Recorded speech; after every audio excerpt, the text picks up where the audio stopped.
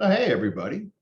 And I know we still have some people coming in, but welcome to the Merchant's House.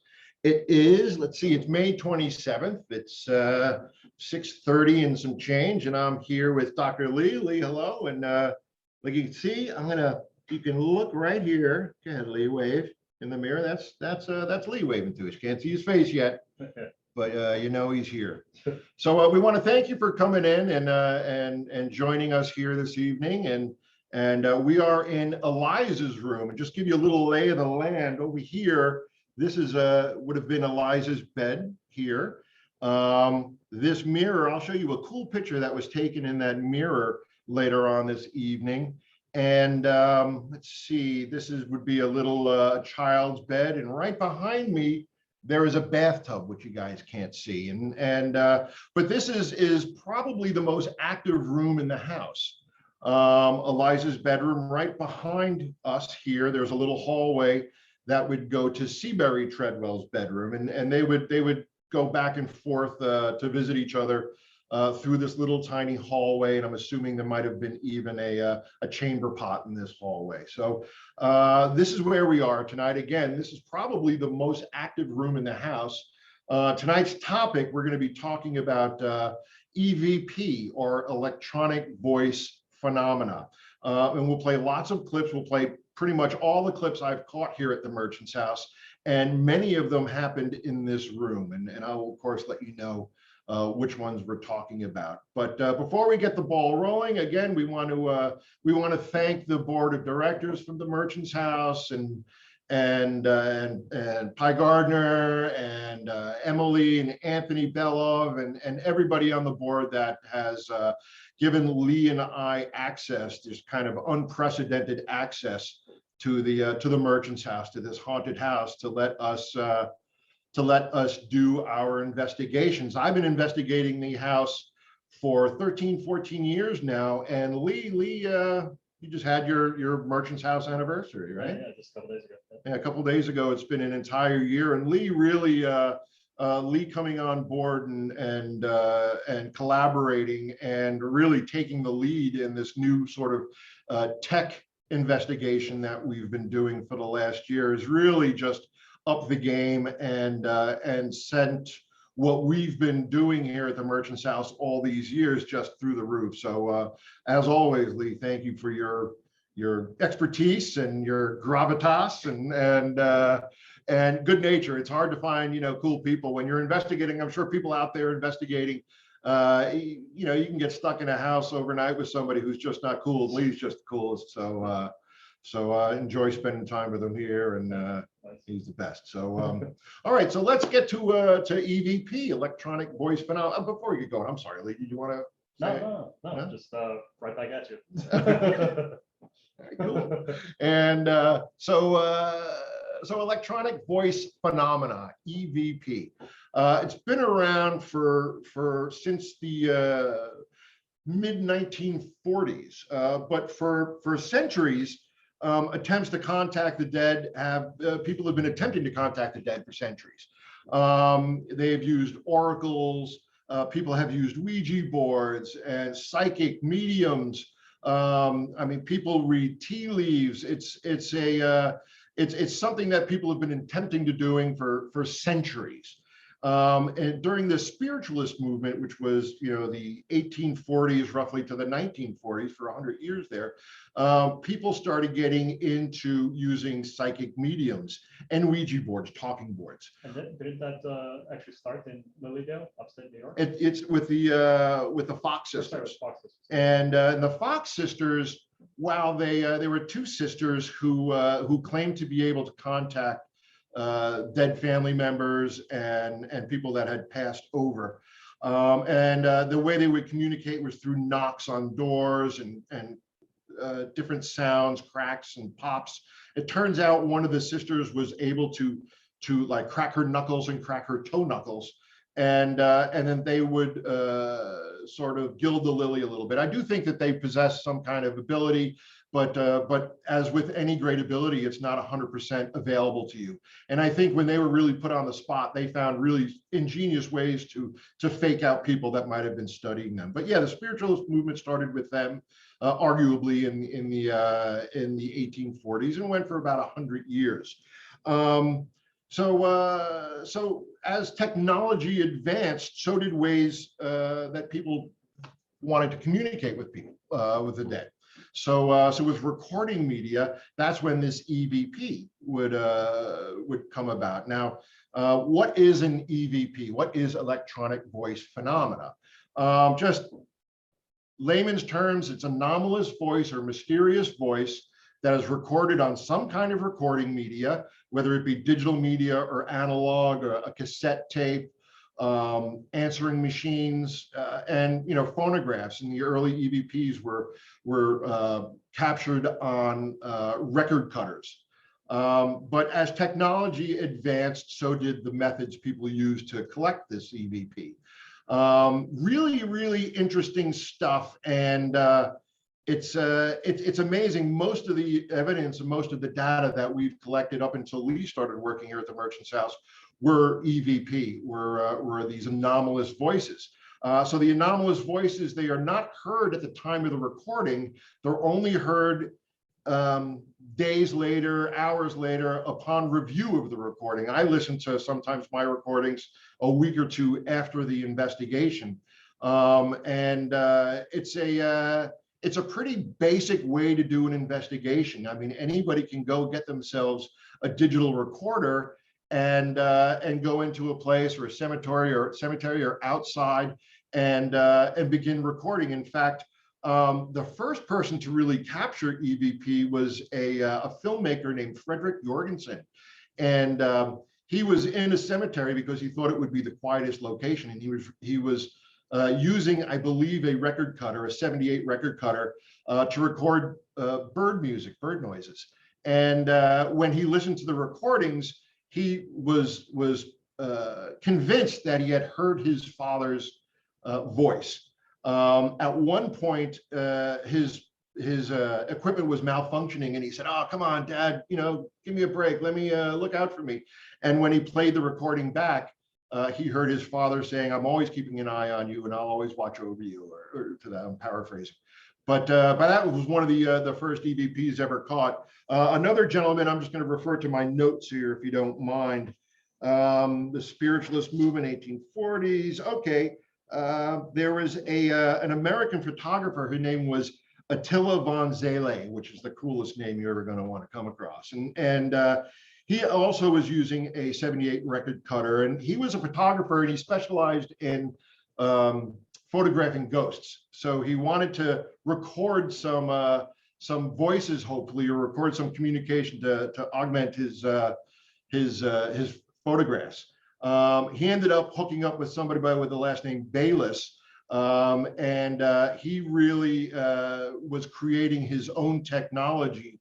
And by 1956, using reel-to-reel recorders and some of this equipment that Mr. Bayliss was creating, really started to capture a lot of EVP. And it sounds familiar, an investigator doing his thing and then bumping into somebody building his own equipment, which is Lee is doing here for the house. So in fact, one of the first real clear EVPs that they caught was a voice saying, "Merry Christmas and Happy New Year to you all." So very pleasant first EVP that they caught. I almost called it an email just.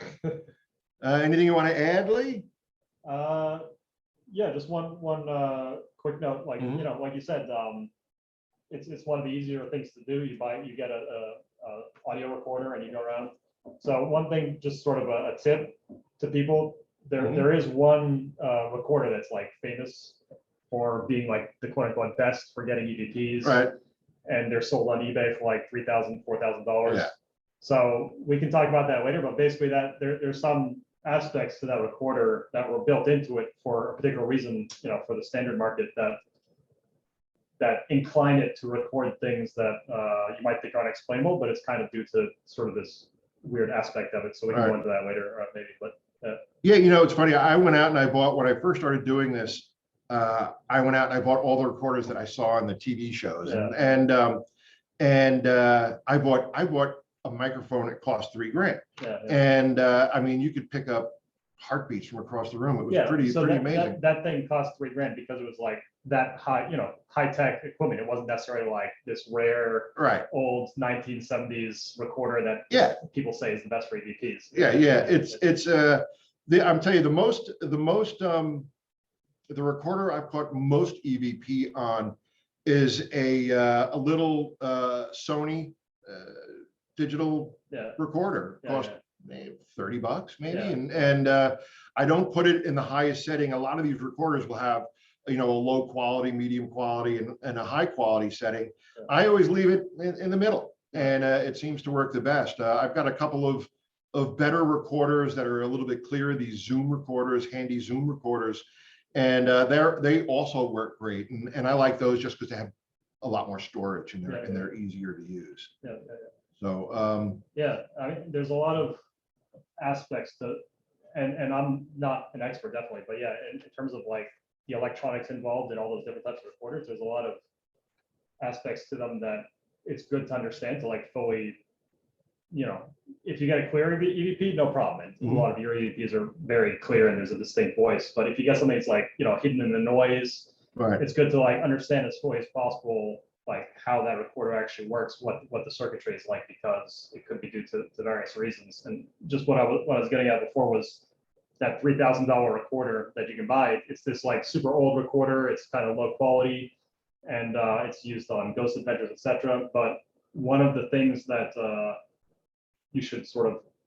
one of the reasons you should avoid it is because it has a feature on it where it only records when it hears sound, right? So if you hit record, it's not constantly recording. Right. It is, but it only actually saves data that when like the sound goes above a certain threshold, right?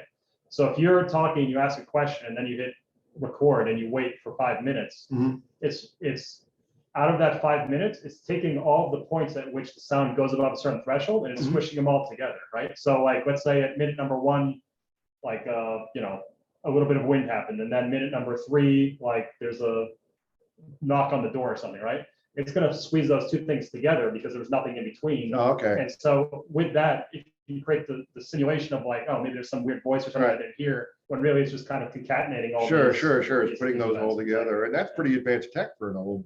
I mean, it's pretty straightforward, but it's just kind of, to be aware of that's what's happening. Like it helps you realize like, okay, like it actually has a higher probability of creating something that might sound like a voice that, and that's not something that's common across other recorders. So it's, the Zoom recorder, for instance, doesn't do that. Right. So it's actually more dangerous than helpful in terms of like getting really EVPs with that. Probably look cool on TV. Exactly. It increases the likelihood of getting something interesting. Right. Right. And, while we're on that, is there are different classifications for EVP. There's 3. There's Class A, Class B, Class C. Class A being the best, meaning that, and I've got a couple of Class A clips we can play. I have any? Yeah, we do have good ones from the Merchant's House. But a Class A EVP would be an EVP that we would play, and without headphones, without any kind of audio boost or decibel boost, it's really clear. You can understand what is being said. It's a clear sentence. It sounds like somebody's speaking. Class B is obviously probably a little bit lower quality than that. You can hear that something is being said. You might not be able to understand what is being said without headphones. And then Class C would be the least quality. Still amazing, but you might need to manipulate the noise a little bit, or take out some noise and clean it up a little bit. And I've got plenty of those that I'm going to play that I've had to manipulate, and all the audio, with the exception of maybe I think 2, I have manipulated in some way, whether it's just pulling out some background noise, or bumping up the decibels a little bit, or bumping up just a section of the anomalous voice. So you'll hear that when I play the recording. You'll hear it sounds like I'm raising the volume, and it's just bumping up that specific spot where the audio is. So, and I'll let you guys know. Now, all the EVP, while we're talking about the EVP here at the Merchant's House here, I have sent out to digital forensic analysts that I know. And again, much in the same way that Lee has to sort of stay in the background, these guys do this as a favor to me. And, they work for government agencies but they on their lunch break or at home, they'll run some of the clips that I send them, and they can analyze it and they'll send me a report. So all the clips that you'll hear tonight have been sent out to these guys, and they've all confirmed that it is a human voice. It falls within the digital human voice range. It's coming from the room, and it's not a voice of anybody that was on the investigation that night. Now, when we do an investigation, I like to ask everybody to say their name, and I try and get people involved and ask questions. One, it's a different energy. I think the Treadwells, who own the house here, get a little tired of listening to me talk. So it brings a different energy, and we get a little bit more responses. But the second reason I do that is that it gives something for these analysts to analyze and go, you know what, that voice isn't anybody that was talking on that investigation. It's an anomalous voice. Now, does that mean it was a ghost? No, it means it was an anomalous voice. And people can fake that. You can have somebody in the room who's not saying a word until you point at them, and suddenly that's an anomalous voice. Or have it accidental. It might be somebody outside the house. Somebody from outside. And again, some of these microphones, even though you're spending $35-$50 on a microphone, it's pretty high tech these days. And acoustically, you get a sound wave can come in through the window and bounce all around and get picked up by your microphone on your recorder. So there's lots of reasons why these voices can appear. You might not notice a voice outside as you're recording, or you don't call it out. But I'm happy to have these guys on our side, and they're able to confirm in their expert opinion that it is indeed a human voice range, a male or a female, young adult or an old adult. So really interesting stuff, and stuff that I have unfortunately taken for granted. We've been so lucky here at the Merchant's House. Sometimes when I'm playing these clips, I go, oh my God, I go, I cut that a couple of years ago, but that's a voice nobody heard at the time. That might be a spirit. Yeah, and and most of the time in the clips I've heard, it's the voice is saying something relevant to what you were talking about. So it's that significantly decreases the possibility that it's just some random person walking outside that yells something, because they're not going to yell an answer to a question that right, or some like capture error, exactly. or some artifact on the recorder. That so when we're conducting an EVP session, we're asking very specific questions, even if it's just a math problem. What's 10 minus 7? We ask, what's today's date? Very, very specific questions. First and last name. What date were you born? What dates did you live in the house? What was the original address to the house? And hopefully we catch these answers, these specific answers, which again, like Lee said, would rule out any kind of random voice coming through the window. And just, here I'm talking away. If you guys have any questions, we do have a little Q&A page, a little chat room here. So if somebody said, Beatrice said, hello, everyone. Hello, Beatrice. And so if you have any questions, I can check down there and catch a question or two. So, ask away. Let's see. Where do these voices come from? There's lots of places where these voices could come from. Could these be voices of the dead? Could these be dead people that are answering the questions that we're asking here at the Merchant's House? Could they be from another dimension? Now, I'm going to throw Lee on the spot and ask him about other dimensions, or at least to explain. Lee's a scientist; he should know everything about science, right, Lee? So explain to me, when science is saying we're convinced that there are other dimensions. What are they saying? Other dimensions, people kind of throw that word around. Yeah. But when they say a different dimension, and I'm sorry to put you on the spot. No, that's fine. But everything. Lee, yeah. So. Well, no, yeah, that's the thing. And that's what that actually brings up a good topic, which is if I am a scientist, but scientists are, they know a lot about particular topics. Yeah, my forte is definitely not physics, but I know enough about it to talk casually about it. But so even along those lines, it's definitely not, all physicists agree that like there are multiple dimensions. So that's one possible explanation for basically the math and the equations that they're discovering are real, right? So there's multiple possible sort of ways to reason out why is this equation like this, why is reality like this? And one of those ways is through, okay, maybe there's multiple dimensions, and that's what makes this equation work, right? But there's multiple different ways in which that's possible. So it's definitely, even within the physics world, I know that's not like a agreed upon consensus of like, yeah, of course there are multiple dimensions. Although there are plenty of very weird things that most people don't realize that are fully agreed upon in physics.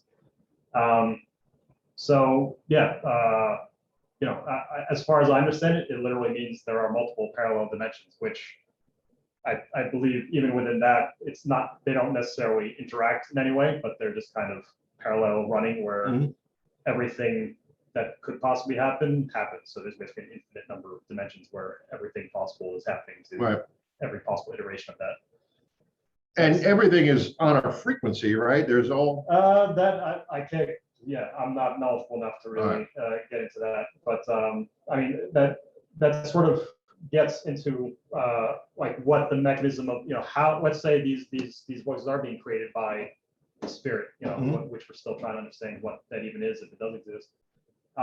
Like what are potential mechanisms by which that might happen? And there are certain ways, right? I mean, let's say that they are actually audibly created sounds that maybe they're just not happening close enough to your ears, maybe they're happening close enough to the mic that the mic picks up and you don't. There are physical ways in which you can have a sound created from something that's not a human, with vocal cords. So you can do that through like temperature changes in the air.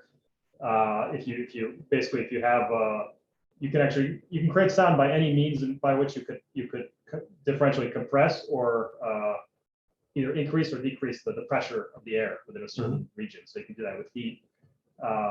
Thunder, right? Yeah, I mean exactly. That's what thunder is. Exactly. Yeah. It's a rapid heating of the air from the lightning. Exactly. So that can happen on like a micro scale. It's near the microphone. There's a lot of different physical possibilities for how that might be happening. And then, as you know, like one possibility is it's done through actual fluctuations of electromagnetic fields, right?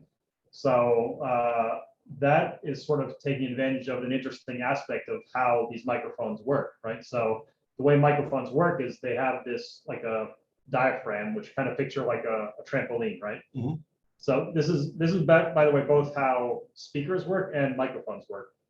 So you have a trampoline and you have a piece of metal, like let's say a metal disc in the middle of that trampoline, and then underneath the trampoline you have a coil, which is you send electricity through it. When you send it through, it creates a magnetic field. It's an electromagnet. So when you pulse electricity through that coil, it's creating a pulsed magnetic field, which is causing the metal disc in the middle of that trampoline to get pulled down in these pulses, right? And so if you make those pulses happen at the same frequency by which audible sound occurs, or let's say the same frequencies as human voices, you could create a human voice from this trampoline by just pulsing that electricity through that coil. And that's how speakers work, right? Wow. Yeah. And so microphones just work the opposite way, right? Instead of sending electricity through a coil to pulse that piece of metal up and down on the trampoline, instead they're letting the sound move that trampoline, and that is inducing a current in that coil, which is then recorded by the recorder. Right? So by directly creating fluctuations in the electromagnetic field on that coil, you can sort of skip the whole vibrating the trampoline part and get right to that coil. Right. So that's another possible way that they're created. And I one of the theories that parapsychologists are real hot on is through some kind of PK method. And if you think of a spirit or ghost or consciousness that has survived bodily death, it's just this energy.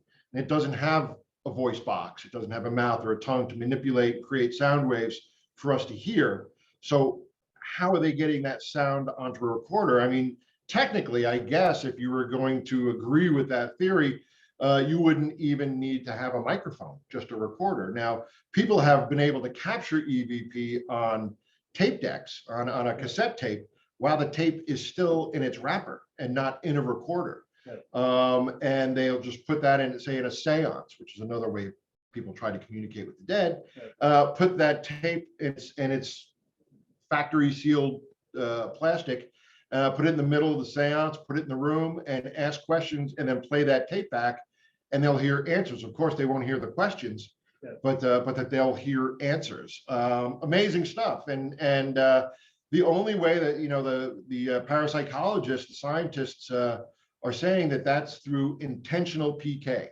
That is, the spirit is imprinting their answers to you on this recording media somehow.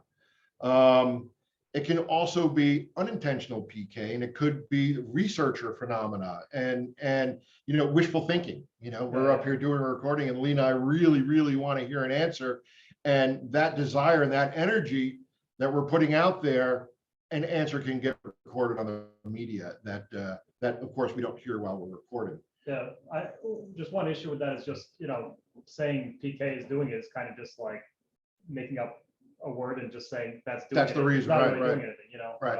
So I mean, it still has to be doing it via some mechanism, and if it's recording it on the tape deck, you know, you could do that by creating a fluctuating magnetic field. You know, that's literally how those old tapes are recorded. They have a little, so yeah, it's there's a lot of possibilities for how it's actually created. And that's what we're studying. We're trying to figure it out. Right. And faking, you know, I talk to people, and they'll ask, did you, you know, fake this, Dan? And I want people to question me. I want them. And I said, listen, I'll tell you 1,000 reasons why I think it is what it is, but still don't trust me. You know, call me out. And I love it when people ask me questions. So and I get a lot of EVP sent to me and listen to it, and you know, I don't know the person that sent it to me, and I go, that's gotta be fake. There's, you know, if it's too good to be true, it usually is. But half the stuff that I'm going to play for you in a few minutes, you know, I would think was too good to be true if somebody sent that to me. So why don't we start playing? Why don't we start playing some stuff? I'm going to share my screen, and we'll start playing some audio. Let's see here, screen. Share, and everybody can hear me okay, right? If you want to shoot a little note to us, but let's see. I'm going to play.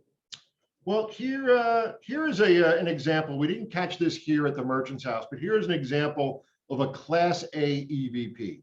It was caught out in California. We were doing an investigation for a television program.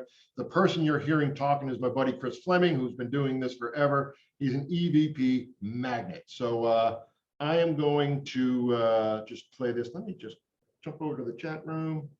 And yep, everybody can hear. Great. So let's play my handsome friend Chris Fleming's EVP. Can you speak right now to this recorder? Can you hear my voice? Now you hear that at the end. He says, can you hear my voice? You'll hear a whisper. I'm going to play it one more time. Can you speak right now to this recorder? Can you hear my voice?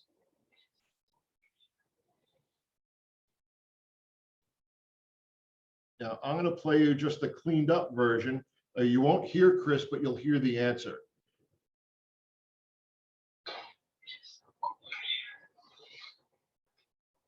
If anybody wants to type in what they think it said, I think we actually played this last year, so you guys might be cheating.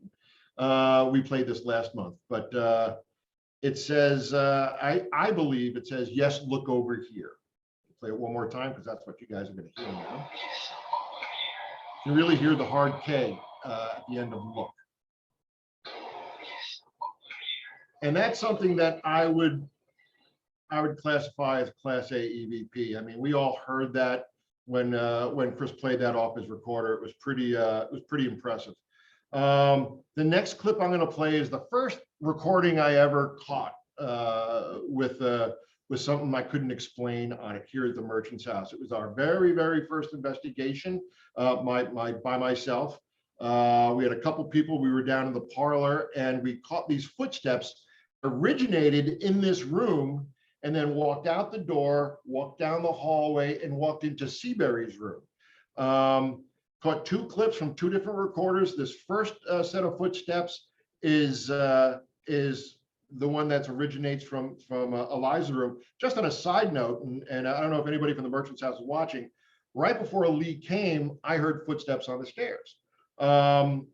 Clearly footsteps. And it's just me in the house, but there is somebody else here. So he says he wasn't walking on the stairs, but I heard some footsteps. It's been a long time since I heard something here at the Merchant's House. So thank you to the Treadwells. So let's play these footsteps from 13 years ago.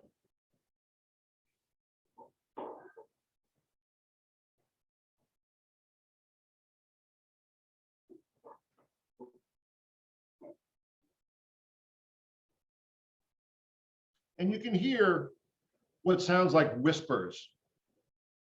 The footsteps do fade out, so I'll play it from the beginning again.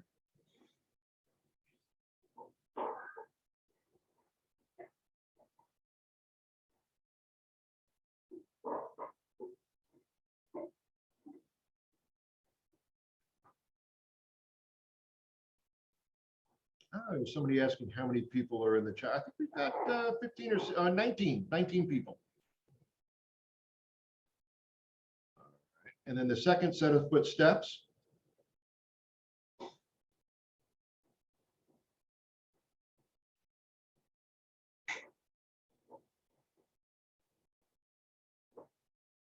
And that's a separate recorder we had in Seabury's room, just to see if we could catch anything. And it was just luck that we were able to catch these footsteps exiting this room, Eliza's room, and going into Seabury's, to Treadwell's room. So this next clip, sorry, Lee. So that, I think I remember you saying you actually heard those from downstairs too, Oh, right? great. Yeah, thank you. We were, let me turn my phone off. My mom's calling.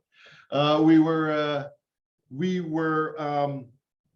downstairs in the front parlor, and it was Anthony and Dale and a friend of mine, Dan, and myself. We were just kind of hanging out, getting to know the house, and we all heard the footsteps, and we all looked at each other like, did we all hear that? And I looked at my partner Dan there, and I said, hey Dan, we got recorders in there, right? And we picked them up. We had two little. So that brings up the interesting distinction too, right? Right, Between, right. like, EVP versus something that's Versus- audibly heard by Right, people. right. And Yeah. this was like, you would call that like direct voice phenomena. Yeah. Even if it's just a noise, electronic voice phenomena doesn't have to be voices. It can be music, which I can play you a clip of a piano. It can be noises, car honks, anything, bells, cars starting, anything that you don't hear at the time of the recording and you hear upon playback. But the thing is, electronic voice phenomena, like it sort of evokes the idea of like, this is somehow implanted onto the device, the recorder or something. Right. But if you heard it too. Like, Yeah, no, that was. it could have literally been a real sound, like Right. it actually generated. So, Yeah. and that sort of ties back to what we were talking about before, of like potential mechanisms, right? Mhm. There could have been some kind of localized fluctuation in heat, right? That was like causing the floorboards to expand and then Right. contract rapidly, kind of like Right. lightning and thunder, Yeah. And then, so they could have somehow been these kinds of environmental fluctuations that were literally making the floor creak and sort of this pattern of Right. walk, which could be created by, if spirits can create these kinds of Right. fluctuations. in the Or if that's atmosphere. just they're not even creating that. That's just a Maybe a natural byproduct thing, of, right. although that's a little, Yeah. the closest analogy for that is when people say that it's an old house and everything's creaking. Yeah, Right. but like, the fact that those steps were kind of happening in the Right. periodicity. No, I of mean, it could be walking. like a byproduct of what happens with the spirit. when Oh, the spirit yeah, moves absolutely, around, as they're walking, exactly. yeah. and they're not trying to make that environmental change. It Exactly. just happens just- because it happens. Exactly, because that's what they're made of or whatever. Yeah. All right, now this next EVP is a true EVP. I would say probably class B, but it's a response to a statement. You'll hear my colleague Dan again introduce everybody to the room. I want you to pay attention to what he says. One of the first things he says, there's no reason to be afraid, or don't be afraid. And then there'll be a pause, and you'll hear me. We had a guest investigator, my friend Sarah, and it's very odd to be on an EVP session, to be involved in an EVP session for the first time, because you're asking questions to nobody in a room full of, nothing.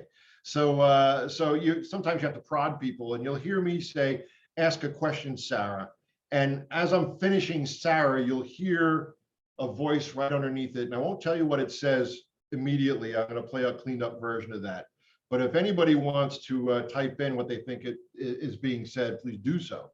So it's about a 30-second clip. If so, you don't have to be afraid. We're here just to find out if you're here, to communicate with you. And after that, we'll be leaving.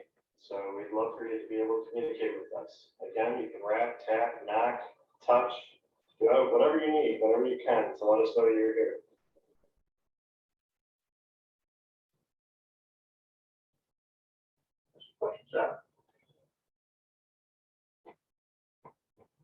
You got everybody hear that? I'll play just leading up to that. So let us know you're here.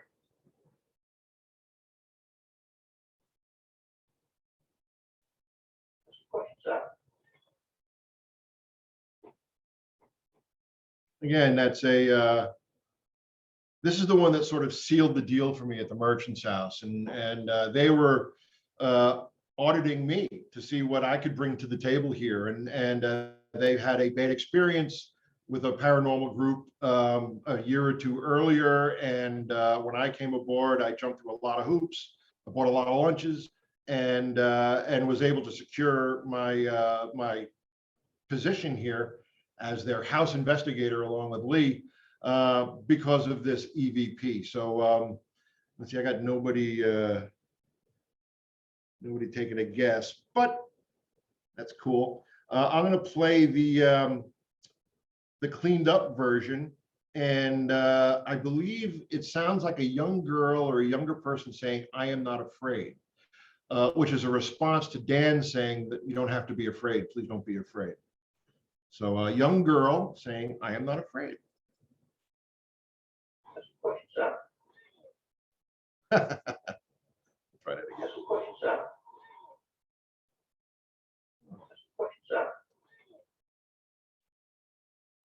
You getting that?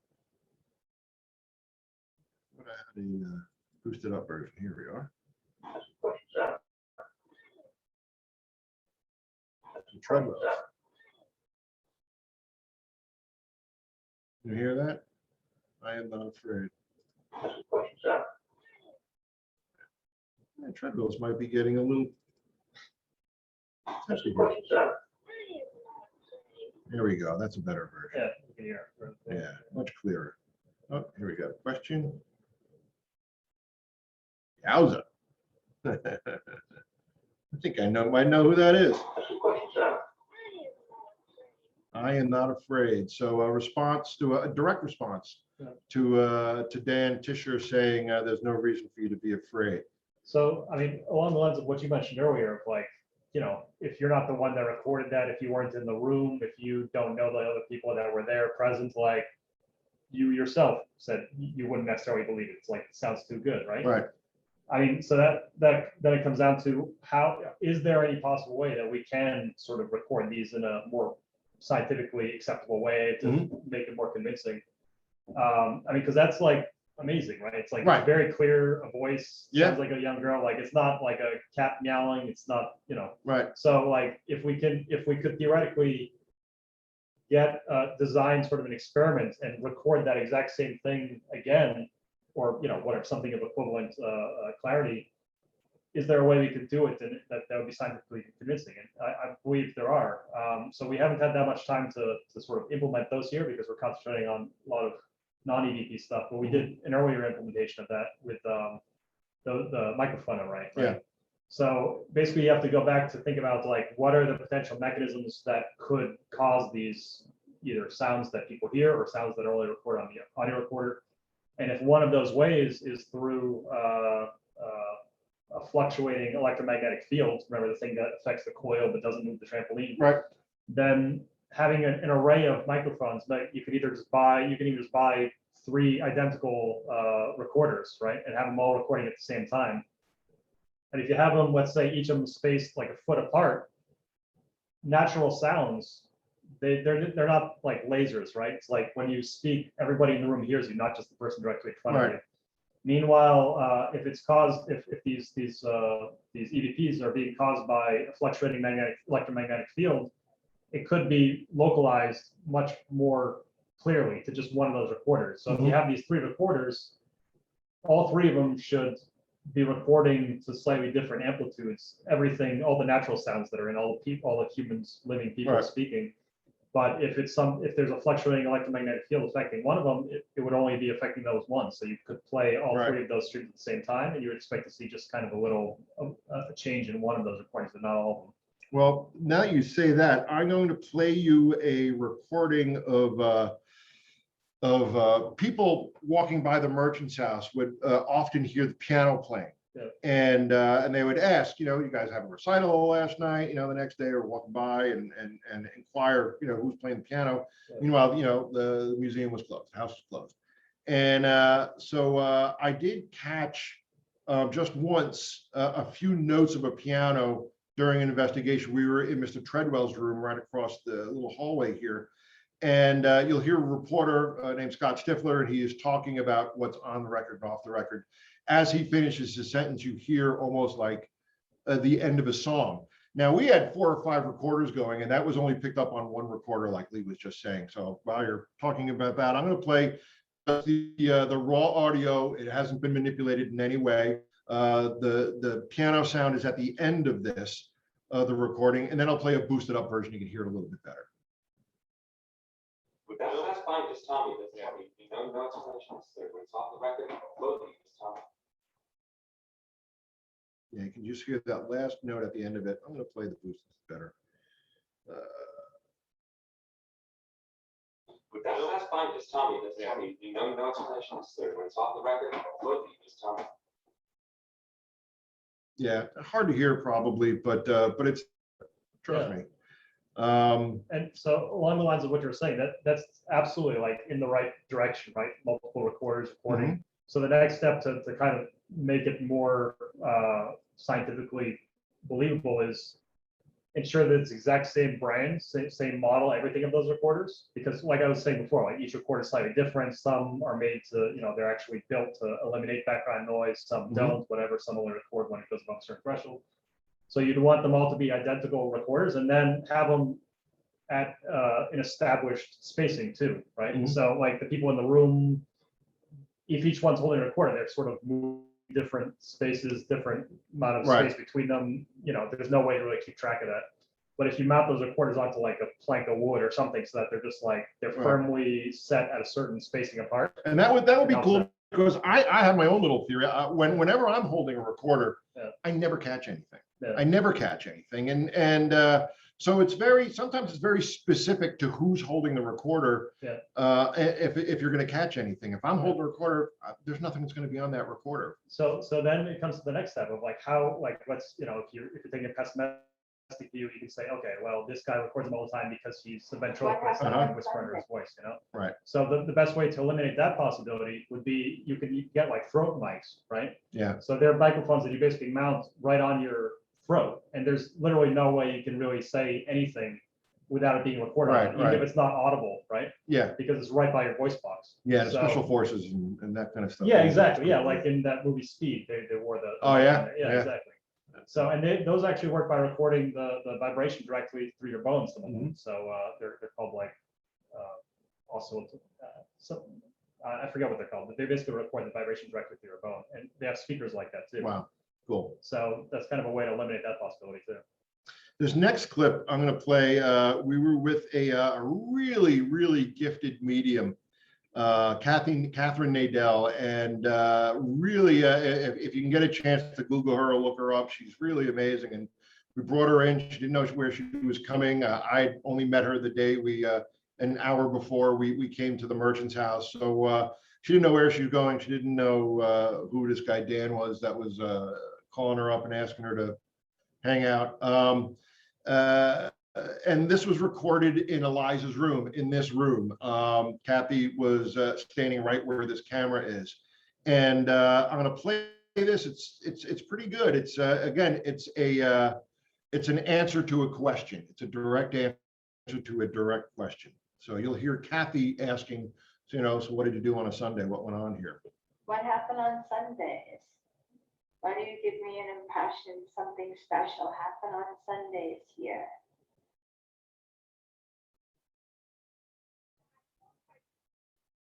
Just right at the end, we hear that. And if anybody wants to take a guess, you can type it out in the chat room there. And I'm going to play the boosted up version of that. Here it is. And What happened on Sundays? Why do you give me an impression something special happened on Sundays here?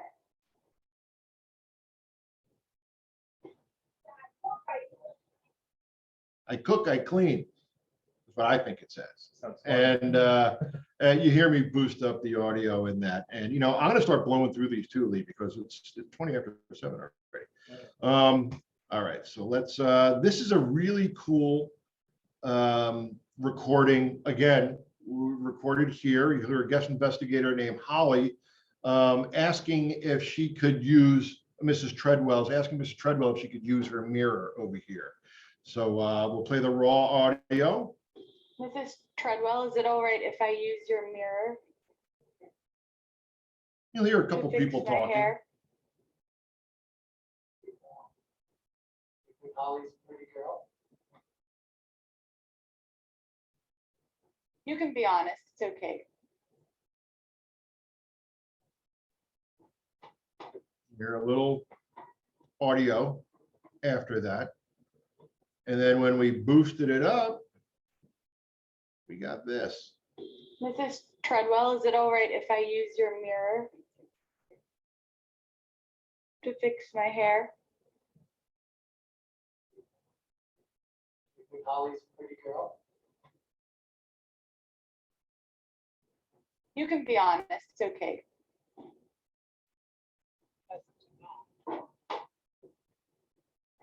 Now, it sounds to me like it's a woman saying pleasant enough. Again, an answer to a question. Maybe a little snarky. But is that Mrs. Treadwell saying that she thinks Holly's pleasant enough? Let's play that one more time. It's okay. So along the lines of that question, like being able to tell not only is who is it that asked the question? Holly. Oh, yeah. So not only to sort of exclude the possibility that so you could exclude the possibility that Holly's doing something tricky, which I don't think she is, but No. to prove it, with the throat mic, right? But then how do you prove it's not somebody else in the room that somehow can do the ventriloquism? Right. That ties back to that the multiple microphone array that I was talking about, right? Mm-hmm. So if you literally just buy like 3 equivalent voice recorders, they won't achieve what I'm about to say, but like they will help in the way I described. But there's a way to get a microphone array that's specifically designed to indicate the directionality of where the sound's coming from. So like easiest example of that is like Amazon Alexa, the Google Echo. Like you'll actually notice when you're talking to them, you see the LED kind of track and like point to where you are. Right. So they do that by having multiple mics, and then they can triangulate your position. So if you're recording these EVPs with one of those, and you see the LED, point towards the mirror or towards the corner of the room where there's nobody there, and you record that data too, that is also kind of like that really solidifies like, okay, it's not this person behind me being tricky. Right. It's not somebody whispering under their breath. It makes it a lot more convincing. Do you have an Alexa? Just to mess with, but yeah, not actually installed in my home. Yeah. I have talked to Alexa walking down the street because I'm so used to asking her questions. I was walking down the street by myself and I went, Alexa, what's the weather tomorrow? And I was out, on 207th Street. So, everybody looked at me. But another funny story. You'll see showers and can expect a high of 67 I forgot I had Alexa built into my computer. Sorry, everybody. That's hilarious. But my friend Stephanie, who might be watching, was telling me that she was walking down the street and she was thinking of something and she swiped. Yeah, it's amazing. So, all right, here's another clip that we caught here in Mrs. Treadwell room. Kind of creepy. Not gonna lie, you're gonna hear a colleague of ours, Rudy Torres, and he's a great guy, great investigator, super smart. He's asking a question, and I don't have to tell you what I think is behind that. It's pretty obvious and a little creepy. So the little black boxes with blue labels, anyone?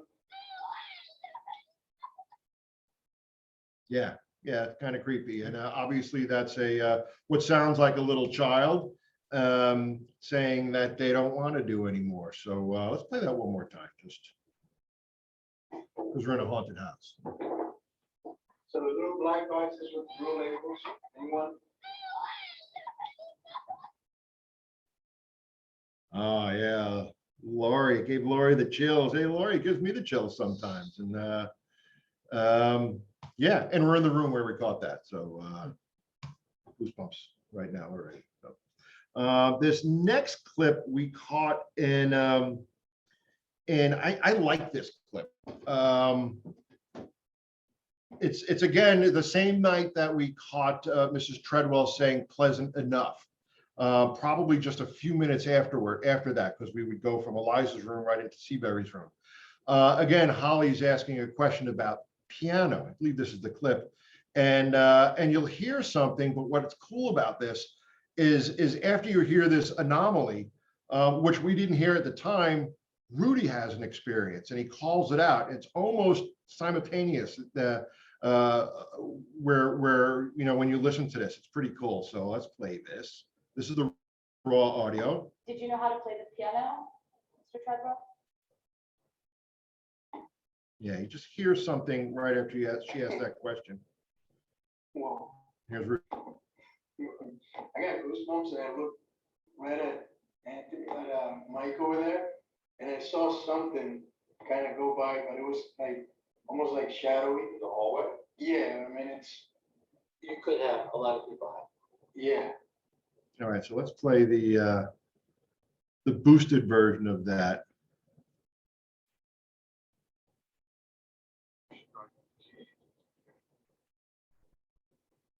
So it sounds like to me, it sounds like a gentleman's voice. It sounds like he's saying, "I strike the keys in succession."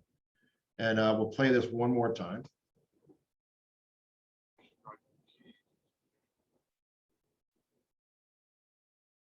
Play the boosted version of the whole clip. Did you know how to play the piano, Mr. Treadwell?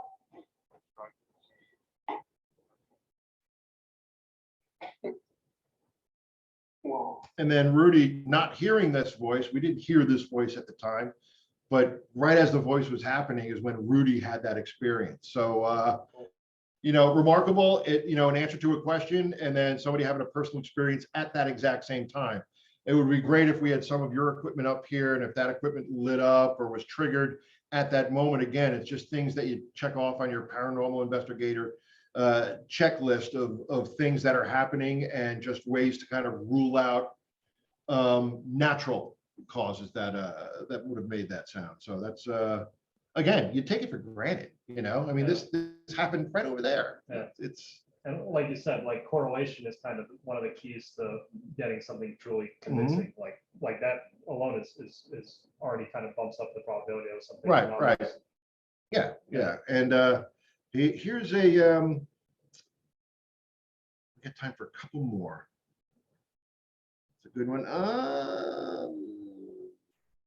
Piano, servant's voice, kitchen noise. Okay, so we talk about EVP, people answering questions or noises. Part of the investigation when we're here at the merchant's house is sometimes after a few hours we get a little hungry and we will turn our recorders on and some cameras on the block to the diner, get a couple of burgers and just let the house be by itself with the recorders running. Be honest, never catch anything like that. Never. Until this was caught in the kitchen, 2 floors below, right where we're sitting.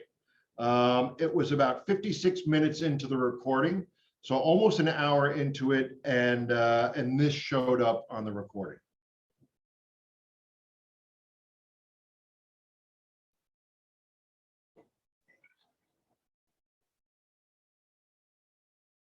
The hell is that, right? Let's play a boosted version of that. That wasn't the boosted. That was just the normal. That might have been the boost. Recording. I hope so. Yeah, that was. Still, that was. Did you just play the unboosted? one? Yeah, I'll play the raw one. I had them in the wrong order here.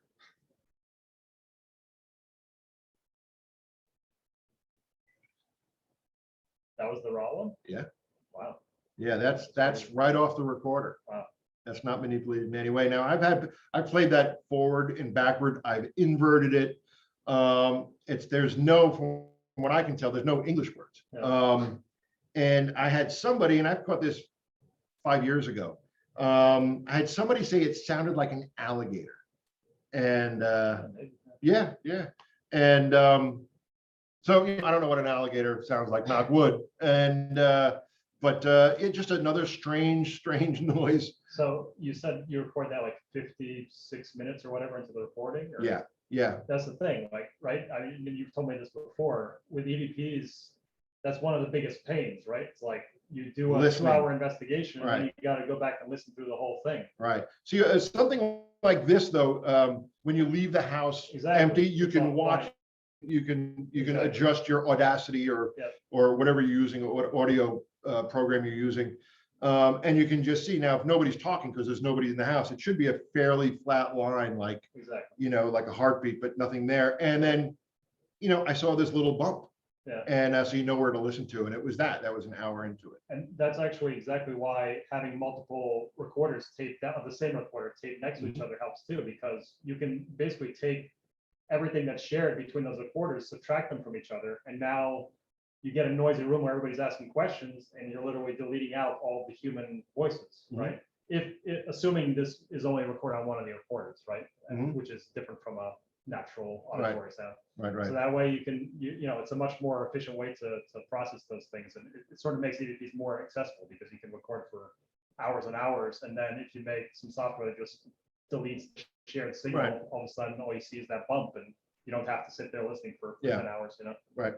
Which Well, I is- got a question for you, Lee. Yeah. What kind of recorder are you going to bring next time we investigate the house? I got a feeling you're going to bring one of those recorders, aren't you? Yeah, well, you've already seen the Yeah. microphone, all right? Yep. So, Very cool. Very cool.